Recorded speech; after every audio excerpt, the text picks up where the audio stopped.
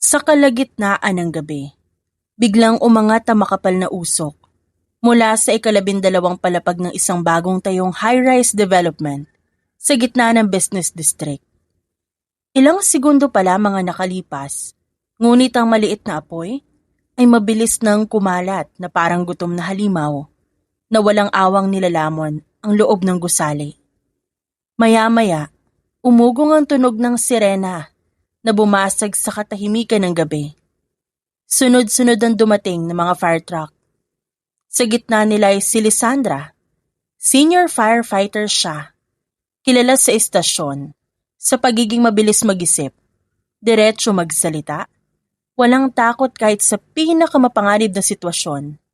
Hindi siya yung tipong magpapaligoy-ligoy pa. Alam niya ang gagawin at alam niyang kailangan niyang maging matatag para sa kanyang team. Hinila niya pababa ang visor ng helmet habang mabilis na naglalakad papalapit sa gusali. Report. Lumapit ang isa sa mga tauhan na hinihingal pa. Ma'am, nagsimula raw po ang apoy sa electrical room ng 12th floor. May ilang security na natrap kanina pero nailabas na raw ng maintenance team. Kasalukuyan na rin tinitignan ko may iba pang naiwan. Okay. Containment muna tayo para hindi kumalat sa iba pang palapag. Team Alpha, sa east side kayo dumaan at bantayan ang pagkalat ng usok. Team Bravo, sumama kayo sa loob para maghanap at mag-apula. Pagkatapos, napatingin siya sa harap ng gusali. May isang lalaking nakatayo roon na tila hindi alintana ang gulo at panganib sa paligid. Naka-Amerikana pa ito kahit malakas ang hangin at mainit ang paligid.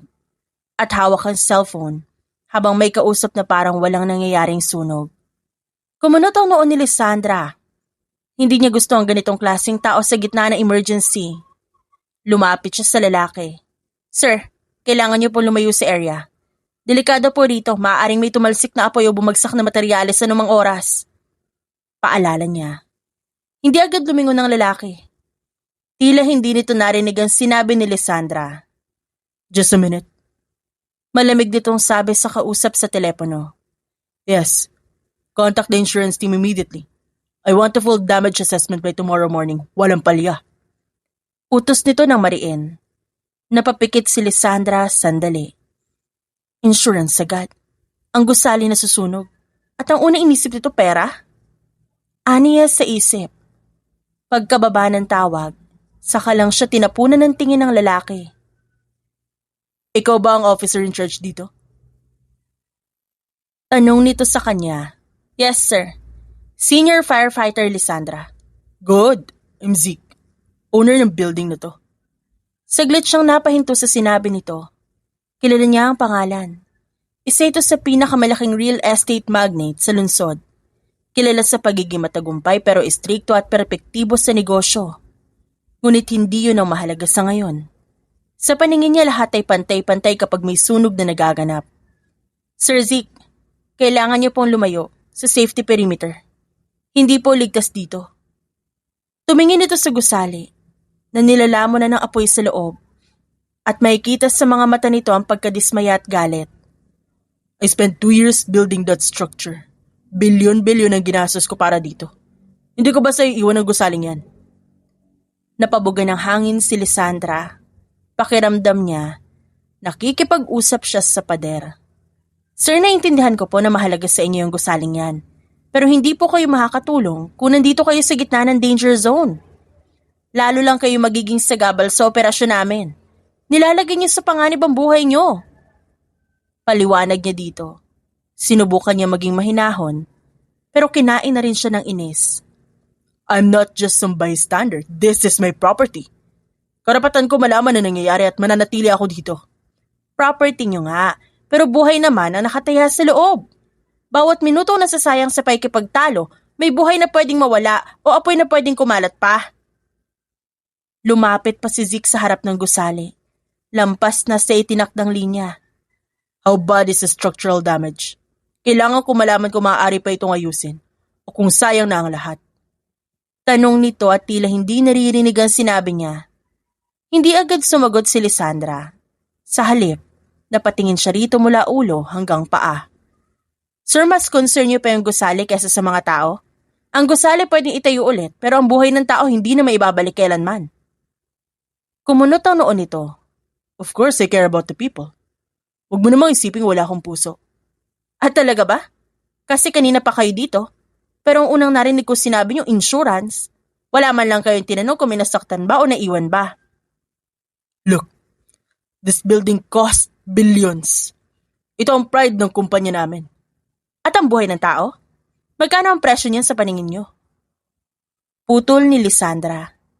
Sa loob ng gusali, biglang may bumagsak na malaking metal beam na nagdulot ng malakas na kalabog at tila umuga ang buong istruktura. Nagulat si Zeke at tapaatras ng konti. Napailing na lang si Lisandra. Exactly my point. Delikado talaga dito. Muli siyang lumapit sa lalaki. Sir, please step back. Sumunod na lang po kayo para matapos na tayo dito at makapag-focus na kami sa pag-apula ng apoy. I am staying. Kailangan kong bantayan ang pag-aari ko. Sir, don't tell me what to do, hindi kita boss. Doon na siya napabuntong hininga ng malalim.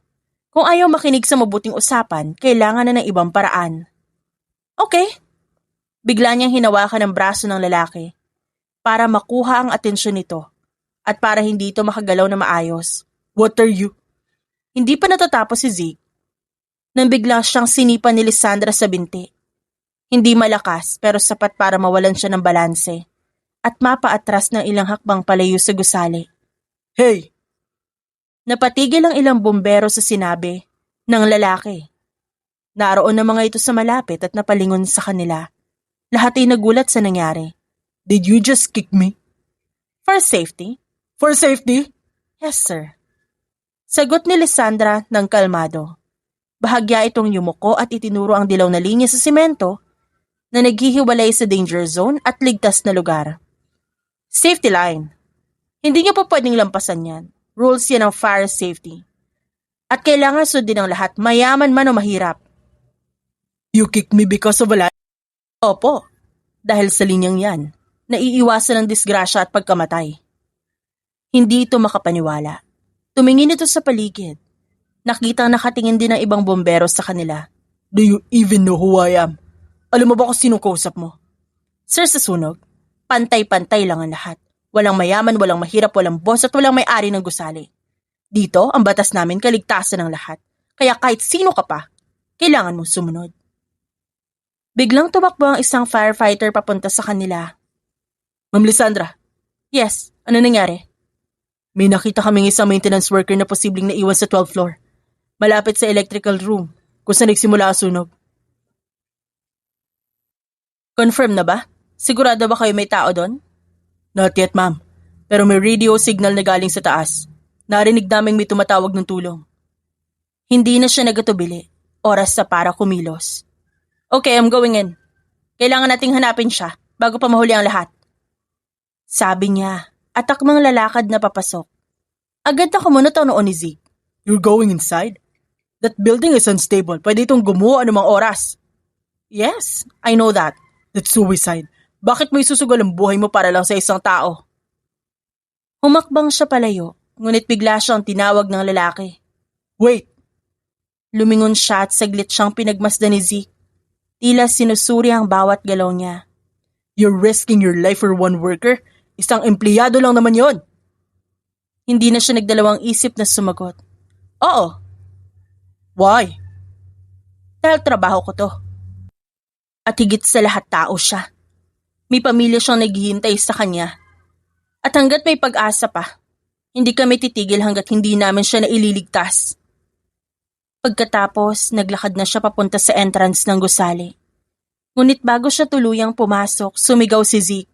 Firefighter! Ano? Be careful, huwag kang mamamatay. Napangiti siya ng bahagya. Sa kabila ng pagiging matigas at mayabang nito, may puso pa rin naman pala. Sir, araw-araw ko itong ginagawa. Sanay na ho ako. Sagot niya ng may kumpiyansa. Sinuot niya ng maayos ang mask. Inayos ang kanyang gamit. Tuluyang pumasok sa gusali na nilalamon ng apoy. Nakatayo si Zeke sa kabila ng safety line. Isang kamay niyang nakasuksok sa bulsa ng kanyang leather jacket, habang ang isang naman Mahigpit na hawak ang kanyang smartphone.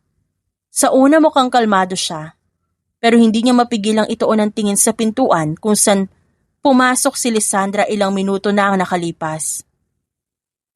Para sa kanya, sobrang tagal ng bawat segundo. Biglang may sumigaw mula sa loob ng gusali. Team Bravo, may survivor na. Nasa likod ng section ay 12 palapag. Napalingon ang lahat. Lumabas ang 2 bumbero na dala-dala ang isang lalaking halos hindi na makalakad at halos buhati na nila ito. At mabilis na dinala papunta sa nakahandang medical team. Sa likuran, lumabas si Lisandra. Maitim na ang bahagi ng uniforme dahil sa usok. May mantsa ng abo sa paligid ng helmet. Pero diretso pa rin ang tindig habang dahan-dahang tinatanggal ang kanyang breathing mask. Sir, okay na po. Nailabas na namin. Sabi ng isang firefighter sa head ng medical team. Agad na inilapit ng medic ang lalaki. Sir, naririnig mo ba kami? Huwag kang matutulog Medyo mabigat ang smoke inhalation mo pero kaya natin to. Huminga ng malalim si Lisandra bago bahagyang umiling. May minor burn din siya sa braso at paa pero stable naman ang vitals niya ngayon. Kailangan lang ng immediate care sa ospital. Nakatayo si Zeke ilang metro ang layo. Hindi niya talaga inasahan na makakalabas pa ng buhay ang lalaki. Lalo na hindi niya inakala na ang babaeng nagpasyang pumasok sa gusaling baka bumagsak na anytime ay lalabas pa rin parang walang nangyari. Lumapit kay Lisandra ang isa sa mga kasama niyang firefighter. Ma'am, buti na lang at mabilis niyo nahanap siya. Kung nalate pa tayo ng konti, baka... Okay lang, trabaho lang to. Maikling sagot ng babae. Matagal na tumingin si Zeke dito. Hindi niya maipaliwanag kung bakit. Pero biglang may kakaibang respeto na bumaras sa kanyang dibdib. Ayaw lang niya aminin. Lumapit na siya kay Lisandra. Firefighter. Lumingon ito sa kanya. Sir Zeke, kamusta po kayo? You really went in there. Alam mong posibleng bumagsak ang gusaling yan anytime. Parte naman talaga ng trabaho ko yun, sir. Hindi naman tayo pumasok dito para tumakbo lang kapag delikado. You're brave. Di lahat kayang gawin yun. Brave? Hindi ho ako brave, sir. Sanayan lang yan talaga. Kailangan lang talaga ng tapang kapag may buhay nang nakasalalay. Still, karamihan ng tao hindi magsasakripisyo ng sariling buhay para sa iba. Sir, kung lahat tayo iisipin muna ang sarili natin, sino pa ang mag-aasikaso sa mga nangangailangan, hindi ba po? Hindi agad nakasagot si Zeke. Bago pa siya makapagsalita, biglang may maliliit na boses na sumigaw mula sa kanilang likuran. Mama! Mama Liz! Napalingon si Lisandra. Agad sumilay ang malawak ng ngiti sa kanyang muka. 6 na bata ang tumakbo papunta sa kanya mula sidewalk, kung saan may nakabantay na fire volunteer, nakasama pa ang isang matandang lalaki. Isa-isa silang lumapit kay Lisandra at yakap-yakap ang kanyang binti. Mama, natakot kami nang makita namin yung sunog. Kala namin nandun ka pa sa loob. Sabi ng isang batang lalaki. Ang laki-laki po ng apoy, Mama. Sobrang takot talaga kami. Gusto ka naming makita para siguraduhin na ligtas ka, Mama. Saad ng isang batang babae na kumakapit sa braso ni Lisandra. Bahagya siyang yumuko at hinaplos ang ulo ng mga bata.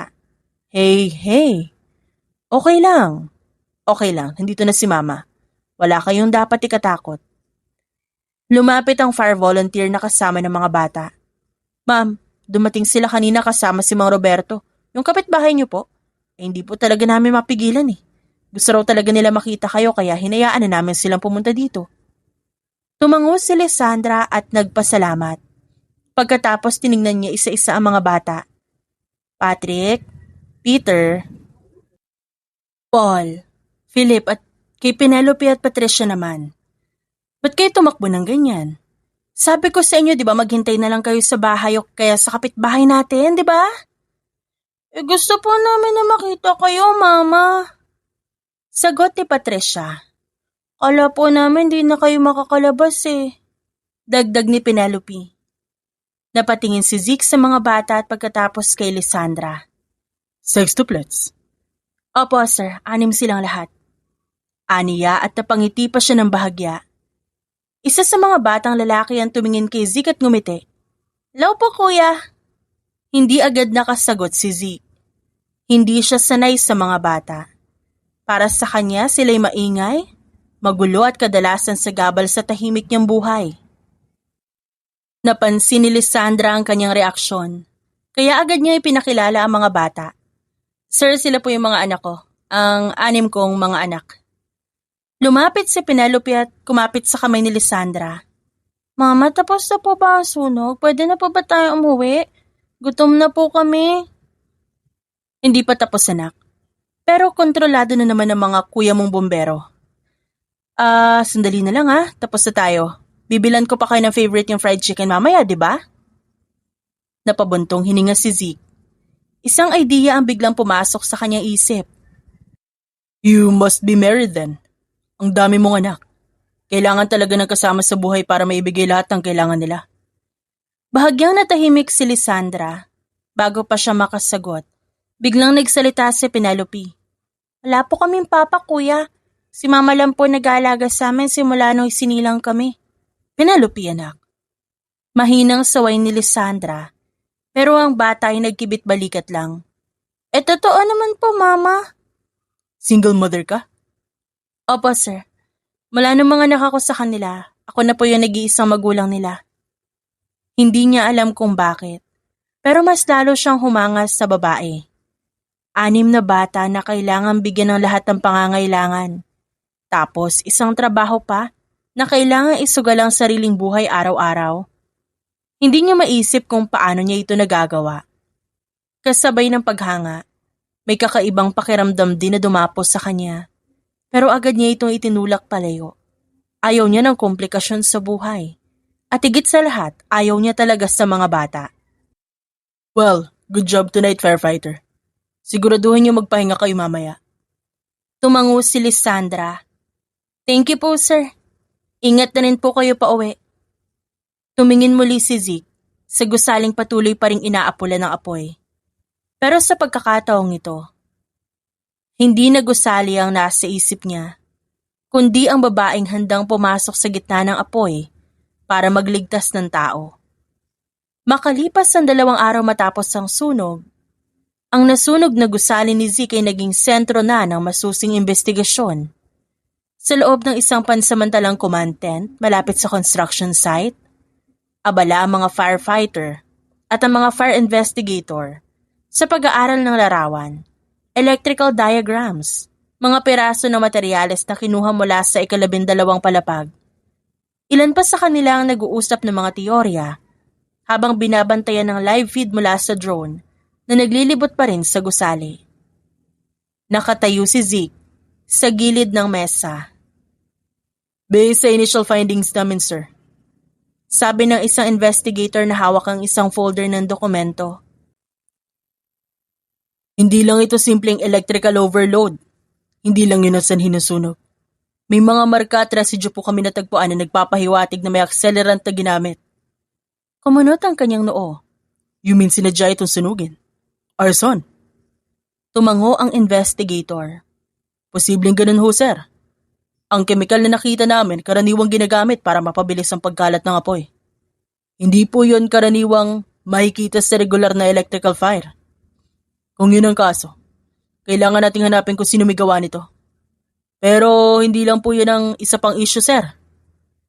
Dagdag ng isa pang investigator at inilapag ang isang malaking envelope sa mesa. Napansin din po namin na may kakaibang paggana ng fireproofing materials na ginamit sa electrical room ng nasabing palapag. What about it? Hindi po ito nakapasa sa standard heat resistant test na itinakda ng lokal na building code. Ang supposed na oras na kailangan tumagal ng coating para pigilan ng apoy ay 3 oras. Pero base sa aming pagsusuri, hindi pa umaabot ng 1 oras na tunaw na ito. That's impossible.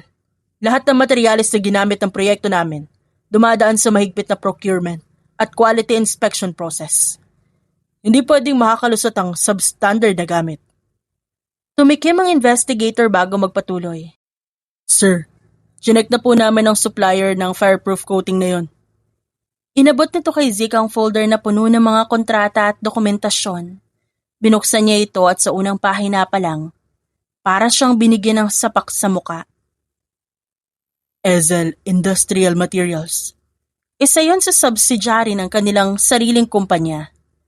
According po sa mga records ng construction site, lahat daw fireproofing materials na ginamit sa electrical room sa ika-12 palapag direktang nanggaling sa Zadkiel Industrial Materials. Paliwanag ng investigator. So you're saying, ang sarili namin materyales ay substandard? Na dahil doon mas mabilis kumalat ang apoy? Hindi pa po namin yan masasabi bilang final conclusion, sir. Pero ang ebidensya po ay nagpapakita ng kakulangan ng fire resistance ng mga materyales at nagambag ito ng mabilis na pagpapakalat ng sunog. Kailangan pa po ng mas detalyadong pagsusuri para makumpirma. Kung totoo ito, hindi lang simpleng aksidente o pagkakamali ang nangyari at posibleng ang sarili niyang kumpanya ang may pananagutan. Napabuntong hininga siya pagkatapos tumingin ng diretso sa mga investigator. I want a full company-wide audit now. Lahat ng suppliers, lahat ng batch na materyales na inilabas na industrial materials nitong nakaraang taon. Walang palalampasin, kahit sino pa ang may koneksyon. Understood, sir. Agad na po namin ipag-uutos ito. Naglalakad siya papuntang parking, kung saan nakaparada ang kanyang sasakyan, nang bigla siyang makarinig ng maliit na yabag papalapit. Kuya! Kuya Zeke!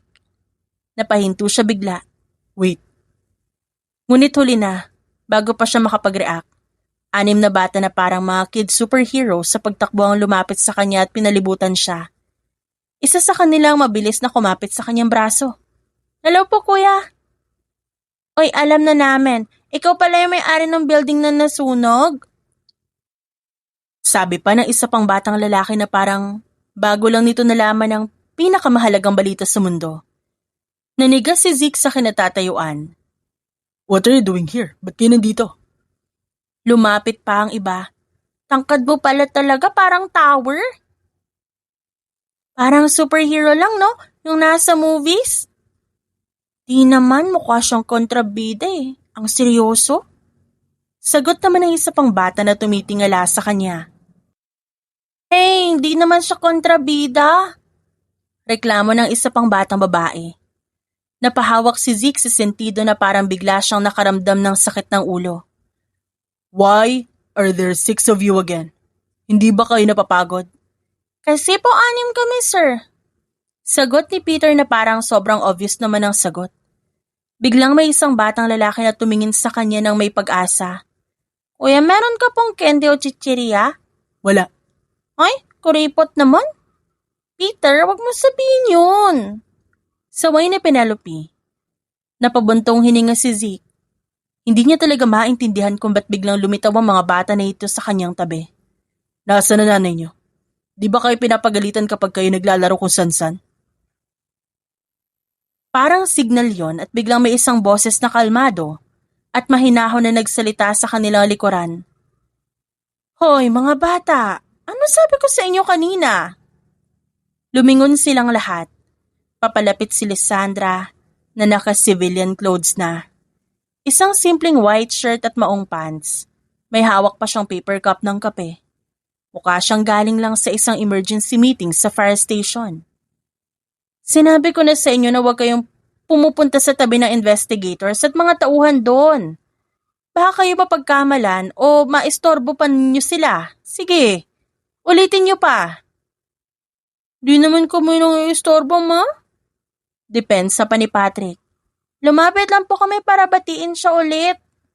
Dagdag pa ni Paul. Tiningnan ni Zeke si Lysandra. You seriously just let them run around like this? Sa isang crime scene at construction site pa naman na delikado? Humigop muna siya ng kape bago sumagot. Sanay na sila sa ganitong kapaligiran. Minsan, kasama ko sila pagkatapos ng duty ko. Lalo na kapag hindi ako makauwi agad sa bahay. Sanay na sila? Active kasi sila eh. Masyado mahirap silang pigilan kapag nagsimula ng tumakbo-takbo. Biglang nagsalita si Philip habang mahigpit na hawak ang manggas ng coat ni Zeke. Kuya, ang ganda po ng coat mo, may botones na metal. Napapikit si Zeke ng mariin. Please stop calling me kuya. Hindi niyo ako kuya. Ano po dapat namin itawag sa inyo? Tanong ni Patricia. Sir, tawagin niyo ako sir. Ang seryoso naman po. Bulong ni Paige. Napailing si Lisandra. Okay na kids, wag na kayo mangulit pa sa sir. Pero ma, hindi naman po kami nangulit. Siya nga po yung lumapit sa direksyon namin kanina. Reklamo ni Penelope. Naglalakad lang ako patungo sa sakyan ko. Pero lumapit kayo sa direksyon namin. So parang lumapit ka rin sa amin. Hindi makapaniwala si Zeke. You're twisting facts, hindi yun pareho. Napatingin siya sa babae. Pagkatapos ay sa mga bata na ngayon nagkukulitan na naman sa tabi niya. May nag-aaway kung sino mas matangkad sa kanila, habang ang isa naman sinusubukang abutin ng relo na suot niya sa pulso. Bigla niyang hinila ang kamay ng mga bata palayo. Hey, wag mo hawakan yan. Ang ganda po kasi ng relo niyo, sir. Para mga boss sa TV. Huminga siya ng malalim. Para bang sinusubukang pigilan ng sarili. Hindi niya alam kung bakit pero sa gitna ng lahat ng kaguluhan, may kakaibang pakiramdam na dumapos sa kanya. Nakakainis, pero para bang may bahay din ang pagkamangha sa paraan ng paghawak ni Lisandra sa lahat. Tumikim siya bago magsalita. Firefighter. Control your army. Baka mapahamak sila dito. Sige na sir, susubukan ko. Pagkatapos, tumingin si Lisandra sa mga bata at tumawa ng mahinahon. Okay kids, formation. Parang mga sundalong sanay sa drill, mabilis silang pumila ng maayos sa harap niya. Isang hanay ng 6 na maliliit na tao na nakatayo ng tuwid. Napakunot ang noon ni Zeke. What is this? Drill lang ho, para hindi sila magulo kapag kailangan. Lumalalim na ang investigasyon. Sa sunog sa bawat araw na dumadaan, may mga bagong ebidensyang lumalabas. Hindi na ito may tuturing na simpleng aksidente. Malinaw na may sinadyang nagpasimula ng apoy. Dahil ang isa sa mga subsidiary ng kumpanya ni Zeke, nagbebenta ng fireproofing materials. Napilitan siyang makipag-ugnayan, diretso sa mga investigador. At dahil ang Bureau of Fire Protection ang nangunguna sa pagtuklas ng pinagmulan ng sunog, halos araw-araw na silang nakikita ni Lisandra na siyang head investigator ng kaso. Pasado 10:00 na ng gabi nang matapos ang site inspection. Nakatayo si Zeke sa tabi ng makeshift command table habang binabasa ang mga ulat sa kanyang laptop. Dahan-dahang lumapit si Lisandra na may hawak na tablet. May bago tayong nakuha sa CCTV footage. Sabi nito nang maupo sa tabi niya. Hindi agad tumingin si Zeke at patuloy na binabasa ang dokumento. Sabihin mo na lang. May nakita kaming lalaki na pumasok sa electrical room mga 1 oras bago magsimula ang sunog. Kwento nito habang binubuksan ang larawan sa tablet. Empleyado ba ng kumpanya? Hindi, mukhang outsider. Hindi siya nakasuot ng ID or uniform ng kumpanya. Ipinakita nito ang larawan sa tablet. Bahagyang lumapit si Zeke para mas makita ng maigi. Ang mukha ng lalaki ay malabo dahil sa distansya at kalidad ng kamera. Hindi klaro ang mukha niya. Oo nga, pero may kakaiba kami napansin. Sagot ni Lisandra habang nagsuscroll ng ibang footage. Ano yun? May dala siyang maliit na plastic na container na parang may lamang likido. Posibleng accelerant yon para mas mapabilis ang pagkalat ng apoy. Napakunot ang noo niya at tumingin sa nasunog na gusali. So totoo nga na may nagsunog. Malaki ang chance na ganun nga. Kung sino man yun. Hindi lang gusali ang sinira niya. Sinira din niya ang pangalan ng kumpanya ko at baka isipin ng publiko na hindi epektibo ang produkto namin. Napatingin si Lisandra sa kanya. Sir, may mas mahalagang bagay kaysa sa reputasyon at kita ng kumpanya. Yan na naman tayo sa usapang yan eh. Ano naman?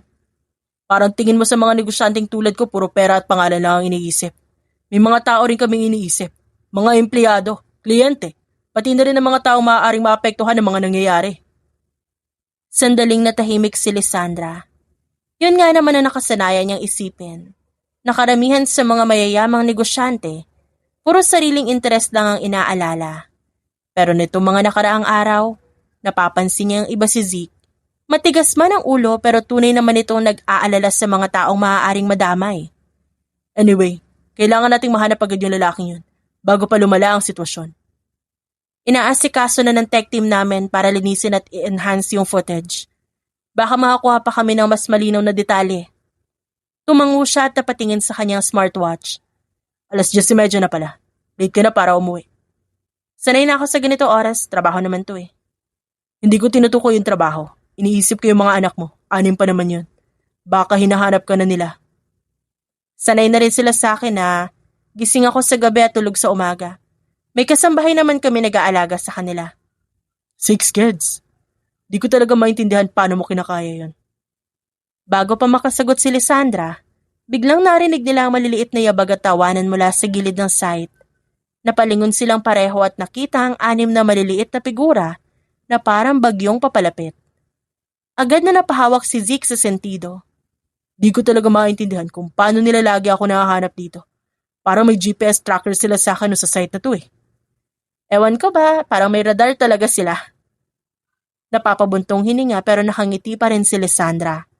Hi ulit sir, na-miss ka namin. Si Patrick ang unang nagsalita. Sir na talaga? Mas bagay na kuya eh. Hindi, mas bagay yung sir kasi mas matanda siya kesa sa atin. Tiningnan ni Zeke ang mga bata ng masama pero hindi naman galit. Bakit kayo narito ulit? Di ba dapat nasa bahay kayo at tutulog na? Sumagot si Penelope. Hinahanap namin si mama, hindi siya umuwi eh. Tapos nakita ka namin dito, sir. Tapos curious kami kung anong ginagawa mo dito sa nasunog na gusali. Ang ganda talaga ng relo mo, sir. Galing ba yan ibang bansa? Dagdag ni Philip habang nakatingin sa relo ni Zeke. Huwag mo hawakan yan. Di ko pa nga nakahawakan eh. Depensa naman ni Philip. Napailing na lang siya habang pinagmamasta ng mga bata. Sa gilid naman ay ang nakangiting si Lisandra na sinusubaybayan ang tingin ng mga anak. Kids, sumayas kayo ah. Huwag kayong magkagulo dito sa site. Behave naman kami mama ah. Sagot ni Paige. Hindi kayo nagbehave. Sabing diretsyo ni Zeke. Medyo lang naman po. Biglang may nakita si Patrick sa tabi na isang fire hose na nakakabit sa hydrant. Uy, fire hose, pwede ba ako maglaro nun mama? Bago makasagot si Lisandra, tumakbo na ito papunta doon. Patrick, bumalik ka dito! Sigaw ni Lisandra pero huli na. Maya-maya, narinig nila ang malakas na sigaw nang biglang bumukas ang hose dahil sa maling paghila ni Patrick sa lever. Isang malakas na buga ng tubig ang tumilapon sa ere at eksaktong nasa linya si Zeke. Sa loob ng ilang segundo, basang-basa siya mula ulo hanggang paa. Ang mamahaling trench coat na suot niya, tumutulo ng tubig. Napatigil ang lahat. Pagkatapos ay sabay-sabay na napahagikik at tumawa ang mga bata. Nakatayo lang si Zeke na parang estatwa. Unti-unti niyang isinara ang mga mata at bumulong. Did that just really happen? Takot na lumapit si Patrick. Sorry po sir, di ko po sinasadya. Gusto ko lang sana makita kung paano gumagana yung hose eh. Napakamot si Zeke sa noo at huminga ng malalim. Okay, sige. Basta wag na ulit mangyari yan. Napatingin siya kay Lisandra na pinipigilan lang ang pagtawa. This is exactly why ayaw kong kasama ang mga bata. Yeah, right. Tama ka. Palagi may kaguluhan. Pero okay lang yan, sir. Para naman mahimasmasan ka at hindi lagi mainit yung ulo mo. Tara na kids, tapos na ang fire drill natin. Uwi na tayo. Baka mapagalitan pa tayo ni Lola. Parang mga sundalong sumunod agad ang mga bata kay Lisandra at nagtakbuhan palayo habang patuloy pa rin silang tumatawa tungkol sa nangyari kay Zeke. Napailing na lang ang lalaki habang pinipiga ang tubig sa kanyang coat. Sa kabila ng inis, may bahagyang ngiti namang pumaskil sa gilid ng labi niya. Tahimik na tahimik ang conference room sa pansamantalang site office ng gabing yon. Ang buong mesa ay natatakpan ng lumang dokumento, mapa ng lupa, file na bagong kuha lang mula sa City Archives, at lahat ay may kinalaman sa kasaysayan ng lupang kinatatayuan ng nasunog na gusali. Nakaupo si Zeke sa dulo ng mesa. Hawak ang isang makapal na folder na may markang confidential. Sa kabilang dulo naman ay si Lisandra. Nakasandal sa upuan habang tahimik na binabasa ang mga papel na nasa harap niya. Naroon din ang dalawang investigator mula sa BFP na sina Inspector Reyes at SPO Juan de la Cruz. Confirm na po namin, sir. Sabi ni Inspector Reyes habang tinuturo ang isang dokumento sa gitna ng mesa. Ang suspect na nakita namin sa CCTV footage ay dating residente ng komunidad na dati nang nandito sa lupang ito. Bahagyang kumunot ang noo ni Zeke at inilapit ang dokumento para basahin. Anong komunidad? Hindi ko alam na may nakatira dito dati. Kinuha ni SPO Juan de la Cruz ang isang lumang larawan mula sa isang brown envelope at inilatag ito sa mesa. Makikita roon ang isang maliit na residential area na puno ng simpleng kubo at bahay kubo na may maliit na simbahan at sementeryo. Mahigit 7 taon na pong nakalipas, sir. Na-demolish po ang lugar na ito para sa redevelopment project. Ang lupain po kasi, nakuha ng kumpanya para gawing commercial complex. Unti-unting nagbago ang ekspresyon ni Zeke habang binabasa ang laman ng dokumento. Sa ibaba ng pahina, malinaw na nakasulat ang pangalan ng kumpanya. Sa ilalim nito ay pirma ng ama niyang si Hector. Tumikim si SPO Juan de la Cruz bago magpatuloy. Base po sa record namin, mahigit 50 pamilya po ang napaalis noon. Marami sa kanila walang ibang mapuntahan dahil hindi sapat ang kabayaran na binigay. Isa po sa pamilyang yon ay ang pamilya ng suspect natin na si Miguel de la Rosa. Napabuntong hininga si Zeke at tumingin sa nasunog na gusali sa labas ng bintana. So parang paghihiganti ito. Mas malapit po sa desperasyon, sir. Sagot ni Inspector Reyes. Ayon po sa background check namin, nawalan siya ng bahay, nawalan ng trabaho, at kalauna namatay din ang kanyang asawa at isang anak dahil sa sakit na hindi may pagamot. Lahat po yun nangyari matapos sila ma-evict. Tahimik lang si Lisandra habang nakatitig sa lumang larawan. Napansin niyo ni Zeke. Lisandra, okay ka lang ba? Hindi agad sumagot ang babae. Marahan niyang hinila ang isang dokumento mula sa gitna ng mesa. Isang listahan ng dating residente ng komunidad na may markang evicted. Unti-unti niyang binabasa ang pangalan hanggang sa tumigil siya sa gitna ng pahina.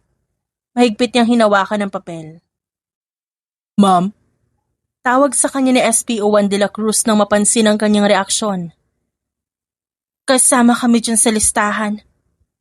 Napalingon agad si Zeke sa kanya. What?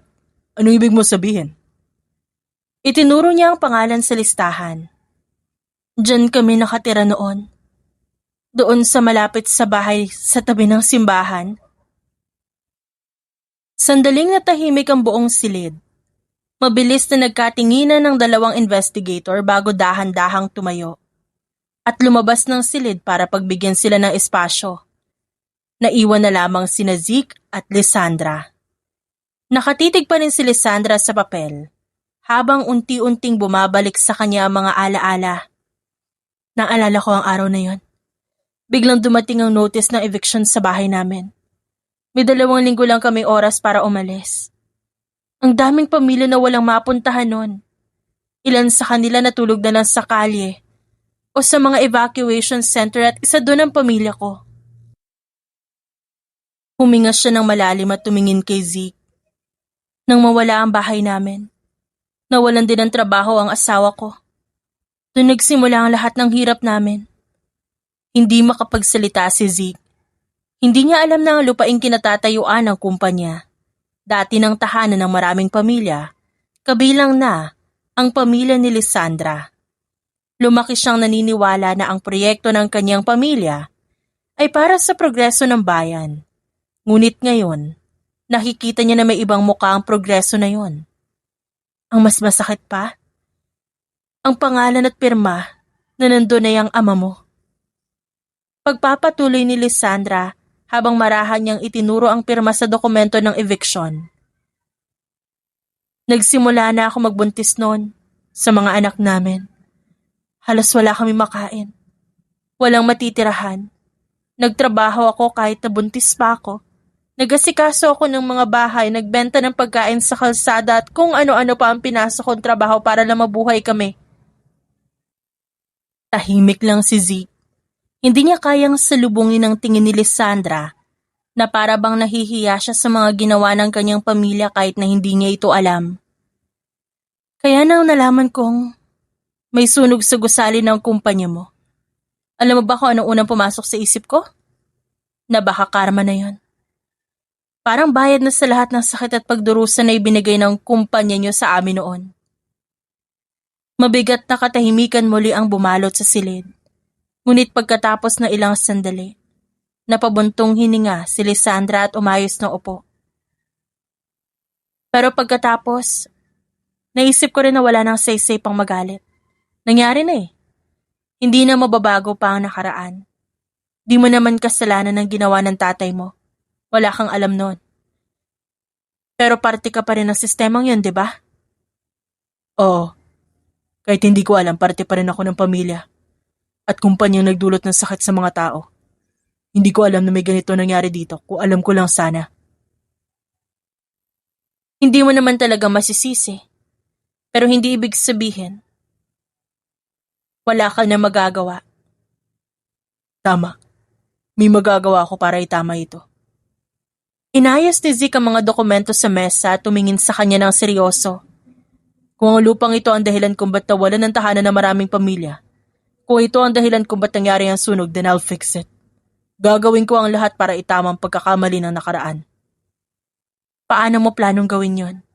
Hindi naman ganun kadaling ibalik ang lahat. Alam ko, hindi ito magiging madali. Hindi ito makukuha ng isang araw lang, pero sisimulan ko. Sisimulan kong gumawa ng paraan. Ma! 6 na maliliit na mukha ang sumilip sa loob. Napalingon silang dalawa sa kanila. Sorry po ma.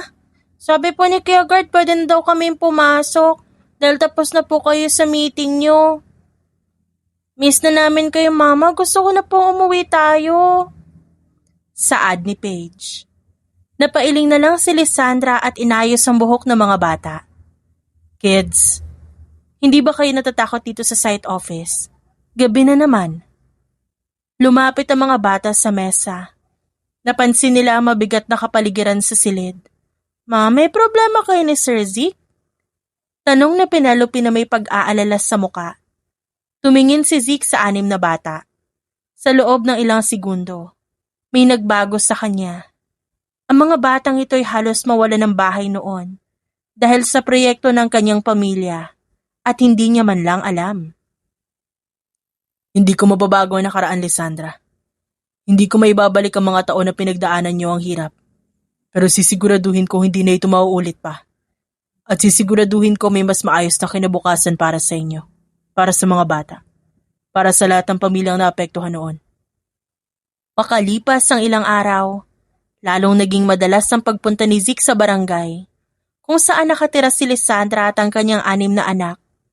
Sa una, bumibisita siya para talakayin ang investigasyon sa sunog at ang plano niyang muling itayo ang dating komunidad na napaalis sa lupang pag-aari.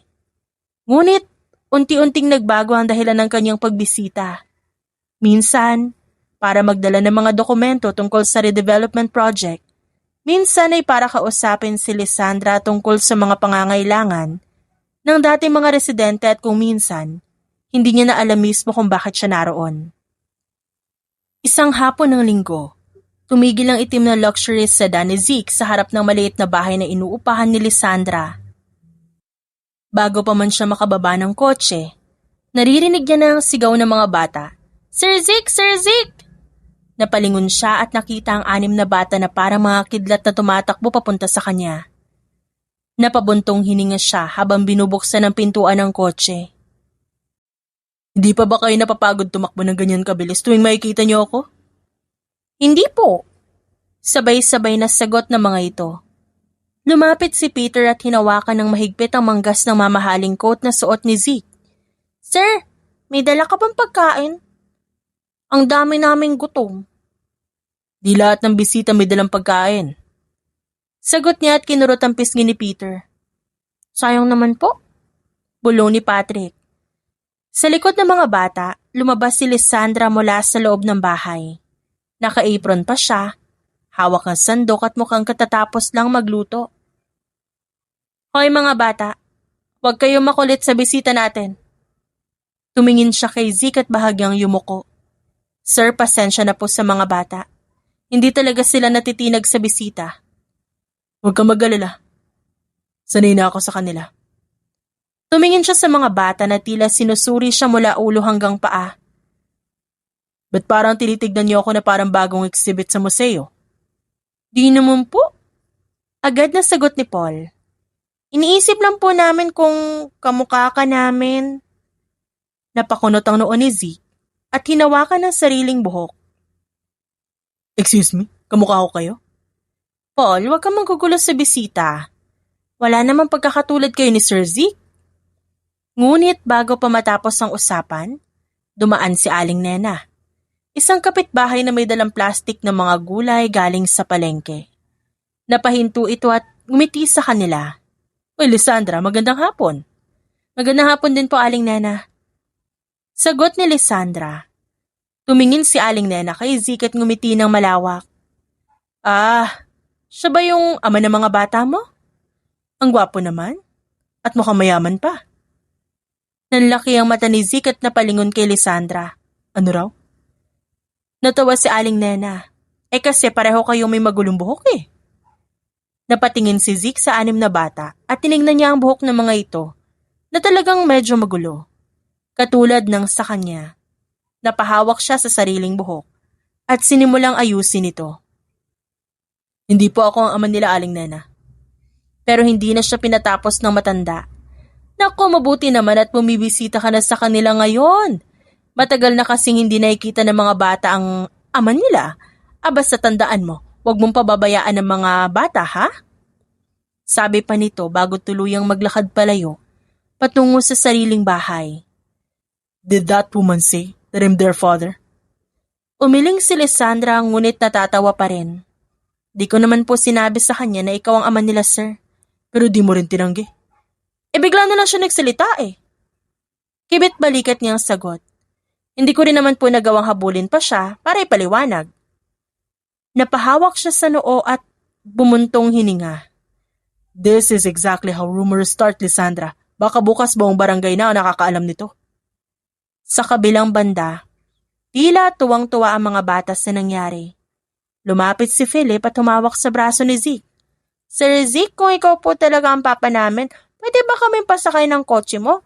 Araw-araw papunta at pauwi ng school? Hindi ako ang papa niyo, Philip. Mariing sabi ni Zeke. Sayang naman po, sabi ni Paige habang nakanguso. Napabuntong hininga siya at tumingin kay Lisandra. Nasa na ba talaga ang tunay na ama ng mga bata? Biglang tumahimik ang paligid. Ang mga bata ay tumahimik din at napayuko. Si Lisandra naman, napabuntong hininga bago sumagot. Hiwalay na ho kami. Annulled? Hindi pa, on process pa lang ang annulment namin. Cheating? Matagal na po yun bago pa ipanganak ang mga bata. May sustento ba siya sa mga bata? Oo naman. Yun na lang talaga ang ambag niya sa buhay ng mga bata nung umalis siya. Tumango si Zeke at tumingin sa mga bata na ngayon nagkukulitan na. Biglang nagsalita si Peter. Pero Sir Zeke, mas madala siya dito kaysa sa tunay naming tatay, no? Napalingon agad si Zeke at si Lisandra sa kanya. Peter. Babala ni Lisandra. Totoo naman, Mama. Minsan lang dumadaan si Papa pero si Sir Zeke, minsan isang araw 2 beses siyang pumupunta dito. Napapikit siya at humugot ng malalim na hininga. Please stop saying things like that. Hindi niyo alam kung gaano kabilis kumalat ang chismis. Ngunit huli na, dahil halos buong barangay, usap-usapan na ang bagong chismis. Sa maliit na tindahan sa kanto nag-uusap ang 2 kapitbahay. Sabi nila, bilyonaryo raw talaga ang tunay na ama ng sextuplets ni Lisandra. Talaga ba? Ang galing naman. Kaya pala may mamahaling kotse na lagi nakaparada doon sa bahay nila. Makalipas sa ilang oras pa, ang chismis ay umabot na rin sa site office ng kumpanya ni Zeke. Nakatayo siya sa harap ng kanyang assistant na si Miss Santos habang hawak ang kanyang tablet. Di ako makapaniwala. Why is there a blog post about me having 6 secret children? Paano naman ito kumalat ng ganito kabilis? Hindi makapagsalita si Miss Santos. Sir, alam niyo naman po kasi kung gaano kabilis kumalat ang mga chismis. Lalo na kapag may kinalaman sa sikat na tao. I hate gossip. Lalo na kung di totoo at nakakasira ng pangalan. Samantala, sa bahay ni Lisandra, tahimik siyang nagluluto ng ulam habang ang 6 na bata naglalaro ng taguan sa loob ng bahay. Maya-maya lang biglang bumukas ang pinto ng bahay. Pumasok si Zeke na abala at mukhang stress pa. Firefighter! Tawag niya kay Lisandra. Lumingon si Lisandra mula kusina at nagtatakang tumingin sa kanya. Sir, ba't kayo nandito ng maaga? Inilapag ni Zeke ang kanyang tablet sa mesa at tinuro ang screen. Pinakita niya ang blog post na nakita niya kanina. Napansin ni Lisandra ang headline at halos mapatawa. Ang bilis naman ng balita. You think this is funny? Pangalan ko ang nakalagay dito, bilang ama ng mga bata. Konti lang po, sir. Pero naiintindihan ko rin po kung ba't kayo nababagabag. My name is literally all over social media right now. Ang mga kaibigan ko nagtitext sa akin para tanungin kung totoo ba. Lumapit si Patrick sa kanila at tumingin sa tablet. Sir, sikat ka na po talaga ngayon. Nakita ko po kayo sa Facebook. Hindi yun ang uri ng pagiging sikat na gusto ko, Patrick. Kailangan nating ayusin to, Lisandra. Kailangan nating sabihin ng totoo para hindi na lalong lumaki ang chismis. Paano naman po natin gagawin yun, sir? Kailangan natin maglabas ng pahayag at i-clarify na hindi ako ang ama ng mga bata. Sabihin natin ang totoo para tumigil na ang usap-usapan. Tumango naman si Lisandra. Sige po, sir, gagawin natin yan. Bukas. Ngunit bago pa sila makapag-usap ng maayos, biglang nagsalita si Paige na biglang lumitaw mula sa likod ng sofa. Pero kung di po talaga siya ang papa namin, ba't siya lagi nandito? Para mas concerned pa siya sa amin kaysa sa tunay naming papa. Dagdag ni Paige na may malungkot na ekspresyon sa muka. Natahimik si Zeke. Maging si Lisandra napaisip. Hindi alam kung ano ang sasabihin niya. Lumipas sa mga taon nang hindi nila namamalayan. 5 taon na, mula na mangyari ang sunog na minsang nagdala sa kanila sa iisang landas. Unti-unti ito naging bahagi na lamang ng nakaraan. Ngunit ang mga aral at koneksyon na dulot nito, nanatiling matibay. Natuloy ang redevelopment project ni Zeke. Ngunit sa pagkakataong ito may malinaw ng layunin na ibalik ang komunidad na dating nawala. Binuo ang isang bagong residential area na may maayos na mga bahay, parke, at pasilidad para sa mga dating residente. At si Lisandra, ang isa sa mga nangunguna sa komite ng pagpapatupad nito. Sa paglipas ng panahon, naging normal na bahagi ng buhay ng isa't isa, sina Zeke at ang pamilya ni Lisandra. Ang 6 na bata na dati halos kasya pa sa isang sofa, ngayon, high school na estudyante na.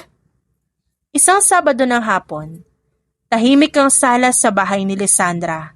Nakaupo si Zeke sa malaking sofa habang nagbabasa ng financial report tungkol sa komunidad gamit ang kanyang tablet. Hanggang sa biglang bumukas ang pinto ng bahay na may malakas na tunog. Sir Zeke! Sabay-sabay na sabi ng mga bata at pumasok sila hawak ang maraming grocery bags. Napabuntong hininga si Zeke ngunit may bahagyaring ngiti sa labi. Di ba pwedeng Zeke na lang itawag niyo sa akin? Hindi po bagay, sir eh. Parang barkada lang kung Zeke lang. Mas maganda pa rin yung Sir Zeke para may respeto. Lumapit si Patrick at umupo sa armrest ng sofa kung saan siya nakaupo. Sir, may tanong po kami at importante ito. Kapag ganyan kaseryoso ang pagtawag sa akin, alam ko may bago na naman kayong kalokohang pinaplano. Lumapit ang iba pang bata at pumalibot sa sofa. Si Penelope ang nagsimulang magsalita. Sir, ba't di po kayo nag-aasawa? Halos mabilaukan si Zeke sa tubig na iniinom niya at agad na naubo. Ano raw? Ba't biglang napunta sa usapang yan? First year high school na po kami ngayon, sir. Matagal na po naming napapansin na palagi ka nag-iisa. Oo nga po, sir. Dagdag ni Paige. Bilyonaryo ka naman po. At napakabait mo pa. Sigurado maraming babae ang gusto kang makasama. Napahawak si Zeke sa noo at bumuntong hininga. Bakit bigla na pag-usapan ng love life ko? Hindi ba dapat mag-aral kayo o maglinis ng kwarto nyo kaysa magtanong ng ganyan? Lumapit si Philip at tumayo sa tabi ng sofa. Kasi po, curious kami. Gusto lang po namin malaman kung may dahilan ba o baka busy lang talaga kayo.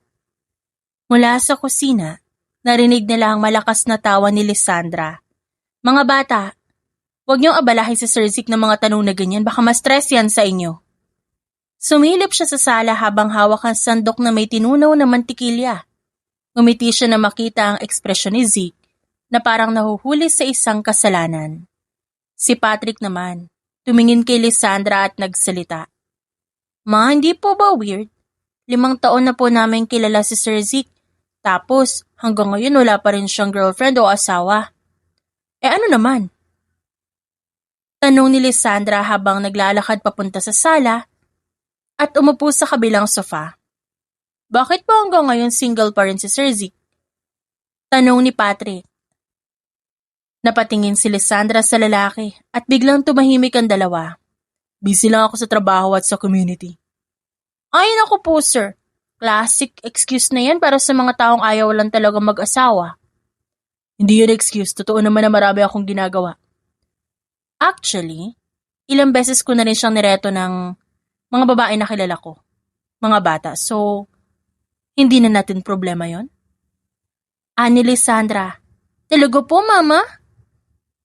Please, don't start telling that story, Lisandra. Ngunit huli na. Ngumiti ng malaki si Lisandra at nagsimulang magkwento. May isa akong kaibigan na abogado na matalino, maganda at mabait. Sabi ko baka pwede niya makilala sa Sir Zik. Tapos ano po nangyari? Tanong ni Paige na tila ba interesado. Di kami nagkasundo. Bumuntong hininga si Zik. Tumawa si Lisandra ng malakas. Hindi nagkasundo dahil in-interview mo siya na parang job applicant sa kumpanya mo. Ano po bang tanong niyo, sir? Ginaya ni Lisandra ang boses at kilos ni Zik. So, attorney, where do you see yourself in 5 years? Paano mo plano balansehin ang trabaho at ang buhay pamilya? Parang nag-a-apply siya sa inyo. Ganun. Lumakas pa ang tawa ng mga teenager. Sir, date po yun, hindi po business meeting. Napailing si Zik. Responsable lang ako. Kailangan ko malaman kung kaya niyang harapin ang mga responsibilidad. Hindi naman kasi biro ang buhay kasama ako. Hindi po yun romantic, sir. Sabi ni Penelope ng may ngisi. Exactly. Kaya nga po hindi kayo nagkakasundo. Napabuntong hininga si Zik at sumandal sa sofa. Hindi ko kailangan ng lecture tungkol sa pagiging romantic mula sa 6 na teenager na hindi pa naman nakakapag-date. Tumawa lamang si Lisandra at nagpatuloy sa pagkukwento. Lisandra, please stop. May isa pang babaeng nireto ko sa kanya. Doktor, napakabait at maganda. Lisandra, sabing tama na eh. First 10 minutes pa lang ng dinner date nila. Tinanong niya agad kung marunong bang mag-manage ng corporate schedule ng doktor. Importante yun. Kung magkasama kami, kailangan maayos namin ang oras, hindi ba? Hindi po yan dapat tinatanong sa isang date, sir. Napahawak si Zik sa sentido at umiling. Unbelievable. Lahat kayo laban sa akin ngayon? Lumapit si Paige at umupo sa sahig sa harap niya. Sir Zik? Ano na naman? Sa totoo lang po sa tingin ko, wala kayong girlfriend o asawa dahil masyado kayong serious sa lahat ng bagay. Napatingin si Zik kay Lisandra. Ngunit biglang tumahimik siya at napaisip. Sa loob ng kanyang isip, naaalala niya isang bagay at isang usapan nilang dalawa ni Lisandra 5 taon ang nakakalipas. Isang simpleng kasunduan na nagsimula bilang biro habang sila'y umiinom ng kape matapos ang isang meeting. Na kung lilipas ang 5 taon at pareho pa rin silang single, magpapakasal sila at bilang dagdag pa rito, kung sakaling mag-asawa siya ng iba matapos ang 5 taon, ibibigay niya isang malaking halaga bilang kabayaran. Kaya nga ilang beses siyang nireto ni Lisandra sa ibang babae. At bawat pagkakataon, parang sinasadya niyang isablay ang lahat ng mga pagkakataong yon. Hindi alam ng mga bata ang tungkol sa kasunduang yon. Ngunit tila napansin ni Lisandra ang kung anumang iniisip ni Zik. Sir Zik, seryoso na po kaming may tanong ngayon. Kung di ka na lang talaga mag-aasawa, paano po pag tumanda ka na sino mag-aalaga sa'yo? May retirement plan ako mga bata. May pera ako para makapagpagawa ng bahay at makabili ng gamit na kailangan ko. Di po yan ang ibig naming sabihin, sir. Ang ibig naming sabihin po, bakit di na lang kayo mag-asawa ni Mama? Biglang tumahimik ang buong sala. Halos malaglag ang sandok sa kamay ni Lysandra dahil sa gulat. Habang si Zeke naman, nanlalaki ang mata at hindi alam kung ano ang sasabihin. Ano raw? Ngunit sabay-sabay na tumango ang anim na teenager. Perfect match po kayo ni Mama, sir. Mabait ka po, mabait din si Mama. Mahal mo naman kami, di ba? Napatingin si Zeke kay Lysandra. Nakita niya ang pamumulan ng pisngi nito habang tumatawa ng mahinahon. Umaga sa fire station ng araw na yon. Pare-pareho lang ang ikot ng duty ni Lysandra. Nakaupo siya sa mesa at iniinom ang kanyang kape nang biglang pumasok ang isang junior firefighter. Ma'am Lysandra, may naghihintay po sa labas para sa inyo. Si Zeke na naman ba yon? Tumango naman ang babae. Ang aga-aga niyang maglakwatsa. Tumayo si Lysandra at lumabas ng opisina. Paglabas niya, hindi naman ang pamilyar na sasakyan ni Zeke nakita niya, kundi isang itim na van at dalawang lalaking naka-formal suit na nakatayo sa tabi. Nasaan si Zeke? Bago pa siya makapagtanong ulit, biglang may humawak sa kanyang braso. Ma'am, pakiusap po, sumama na lang po muna kayo. Hoy, ano to? Ngunit bago pa siya makapagsalita, mabilis siyang inakay papasok sa van. Sandali nga, kidnapping ba to o ano? Isinara agad ang pinto. Umupo siya sa gitna ng van habang nakatingin sa dalawang lalaki na nasa unahan. Kung prank lang to, hindi talaga ako natatawa ha. Isa sa kanila ang ngumiti na medyo awkward. Pasensya na po ma'am, utos lang po sa amin to. Utos? Kanina naman galing yan. Hindi sila sumagot. Tiningnan lang nila ang isa't isa. Napabuntong hininga siya. Si Zeke talaga to, di ba? May 30 minuto ang lumipas bago huminto ang van sa harap ng isang high-end na hotel sa lungsod. Saan niyo ba talaga ako dadalhin? Ma'am, makisama na lang po kayo sa amin. Saad ng isang babae. Pagpasok nila sa lobby, dinala siya kaagad sa isang private suite sa itaas. Pagbukas ng pinto ng kwarto, dalawang stylist na agad lumapit. Ma'am, buti naman at dumating na kayo, naiinip na kami. Wait, teka lang, ano ba talaga nangyayari dito? Lumapit ang isa sa stylist at sinusuri ang kanyang uniforme ng bombero. Naku, hindi po pwede yung suot niyo, ma'am. Sandali muna, hindi ako sumasang-ayon kung ano man to. Ngunit bago pa siya makapagprotesta, inakay na siya papasok sa dressing area. Pagkalipas ng isang oras, nakatayo si Lysandra sa harap ng full-length mirror. Nakatayo siya habang pinagmamasdan ang suot na eleganteng mini dress na kulay navy blue. Napailing siya habang tinitignan ang sarili sa salamin. Grabe na talaga tong si Zeke, wala man lang paalam.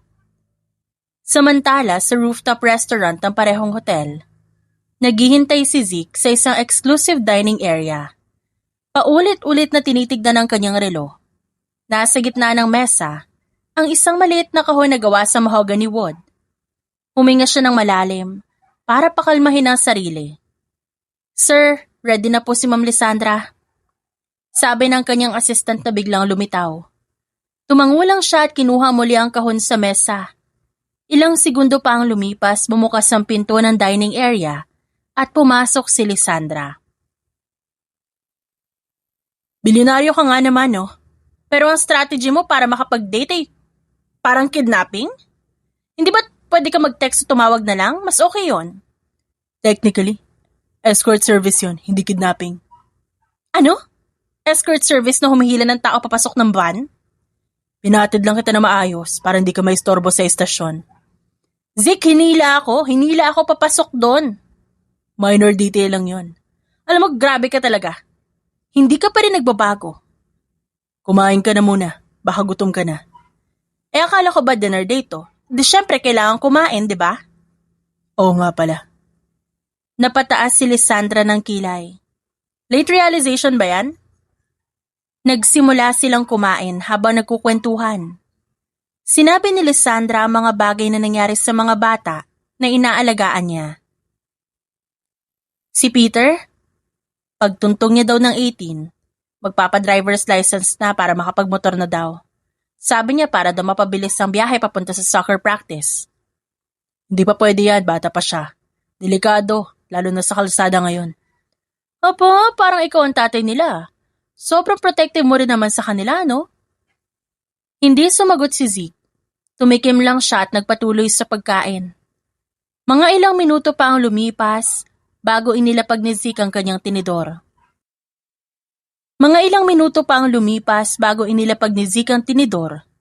Tumikim siya at nagsalita. Lisandra, 5 years na. Ha? Anong 5 years? 5 years na simula nung nagkaroon tayo ng usapan na kung wala pa rin tayong asawa sa oras na makarating tayo sa edad na ito, ikaw na lang ang pakakasalan ko. Unti-unting napangiti si Lisandra.